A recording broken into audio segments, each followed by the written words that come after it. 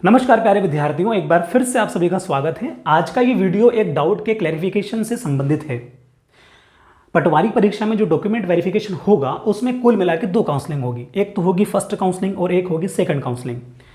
इस first counselling और second counselling के लिए इस चैनल पर 2 वीडियो जो है वो हमने अपलोड किए थे। पार्ट 1 और पार्ट 2 के नाम से थे। पार्ट 2 वाला जो वीडियो था वो सेकंड काउंसलिंग या यूँ कहें कि वेटिंग कैसे क्लियर होगी उसके ऊपर आधारित था। उस वीडियो में हमने 11.7, 11.10 और 11.11 ये वाले कुछ पैराग्राफ्स हैं जो आपको रूल बुक के अंदर पेज नंबर 122 पर मिलेंगे। पेज नंबर 122 पर ये कुछ पैराग्राफ्स दिए गए हैं। 11.1 से लगा के बहुत लिखे हैं, लेकिन जो हमने डिस्कस किए थे वो ये 3 पैराग्राफ जो थे वो हमने प्रीवियस वीडियो में डिस्कस करे थे। उसके बाद बच्चों को ये डाउट आ गया कि सर फर्स्ट काउंसलिंग में अगर कोई मेरिट वाला बंदा जिसका नाम अभी मेरिट में आया है, किसी ने कहीं उसको मेरिट मिली है, वो बंदा ऑब्वियस बात है कि फर्स्ट काउंसलिंग में उसका नाम होगा। तो अगर वो फर्स्ट काउंसलिंग में जाएगा और पात्र हो जाएगा और वहाँ जाके ज्वाइन कर लेगा तो बाकी जगह जहाँ भी उसकी वेटिंग है क्या उस लिस्ट से उसका नाम हट जाएगा? तो ऐसा नहीं होगा, ऐसा नहीं होना भी चाहिए।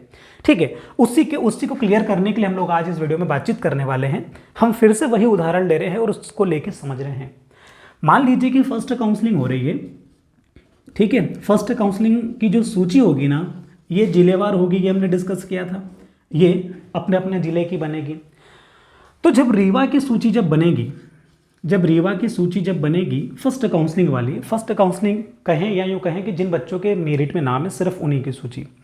तो जब रीवा की सूची बनेगी तो इस ए वाले बच्चे का भी नाम उस सूची में होगा, क्योंकि ये रिजल्ट है ए का और जो ए है, ये बच्चा पटवारी रीवा में मेरिट में आया है। उसके अलावा एडीओ में इसकी वेटिंग है 1 और पटवारी उज्जैन में इसकी वेटिंग है 10, ऐसे करके और भी जगह इसकी वेटिंग है। फर्स्ट काउंसलिंग में सूची में इसका नाम आएगा। रीवा में ये डीवी इसका होगा जहां भी हो, लेकिन रीवा वाली जो पटवारी पोस्ट है उसमें इसको अगर ये पात्र होगा तो ये पटवारी की पोस्ट इसको क्या हो जाएगी, इसको अलॉट हो जाएगी। ये वहां जाके ज्वाइन कर लेगा। इधर जब फर्स्ट काउंसलिंग खत्म हो जाएगी उसके बाद ऑब्वियस बात है कि कुछ ना कुछ पद रिक्त रह जाएंगे किसी भी कारण से। वेटिंग क्लियर होने के चांस है। कौन कौन से रीजंस थे वो हमने प्रीवियस वीडियो में डिस्कस किए थे।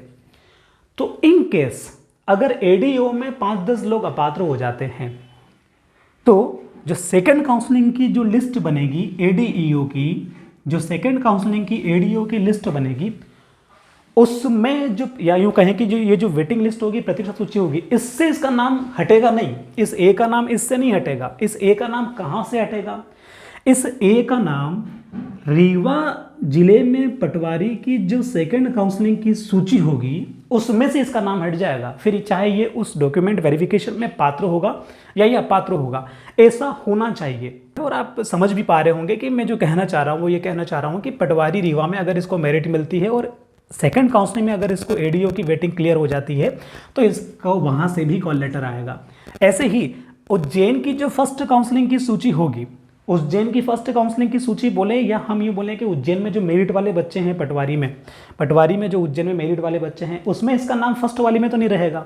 लेकिन उज्जैन में फर्स्ट काउंसलिंग होने के बाद, पटवारी वाली होने के बाद अगर 10-15 पद रिक्त रह जाते हैं तो इसका वेटिंग में तो नाम कहाँ पे है? 10वें नंबर पे है।